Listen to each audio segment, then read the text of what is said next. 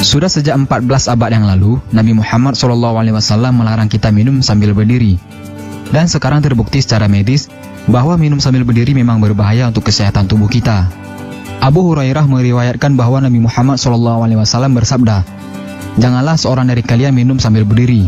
Siapa yang lupa, maka hendaknya ia memuntahkannya lagi." Hadis riwayat Imam Muslim. Bahaya minum sambil berdiri bagi kesehatan memang tidak bisa disepelekan. Cara minum atau posisi tubuh ternyata berdampak signifikan terhadap dampak yang ditimbulkannya untuk kesehatan kita. Berikut ini adalah beberapa bahaya jika kita minum sambil berdiri dan sudah terbukti secara medis. Yang pertama, bahaya minum sambil berdiri adalah rasa haus susah menjadi hilang. Dampak pertama yang bisa dirasakan dari minum sambil berdiri adalah haus malah menjadi susah hilang. Bahkan haus tidak akan hilang bila kamu minum sambil berdiri. Oleh karena itu, lebih baik kamu minum air putih sambil duduk dan meneguknya sedikit demi sedikit. Maka rasa haus akan lebih cepat hilang daripada minum sambil berdiri.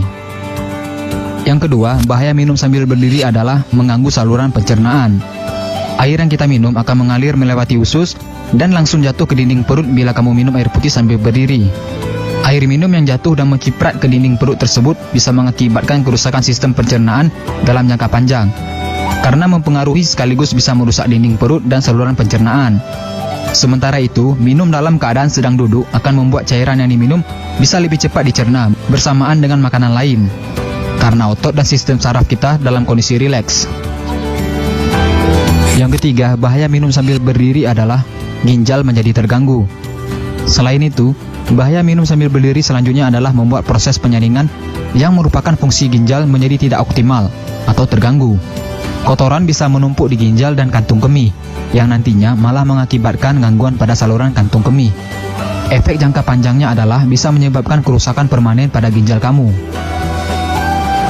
Yang keempat, bahaya minum sambil berdiri adalah saraf menjadi menegang. Bila kamu minum dalam keadaan duduk, maka sistem parasimpatetik akan menjadi lebih rileks sehingga saraf tidak akan menjadi tegang. Dengan begitu, proses penyerapan air minum dan pencernaan akan berjalan dengan lancar dan lebih baik.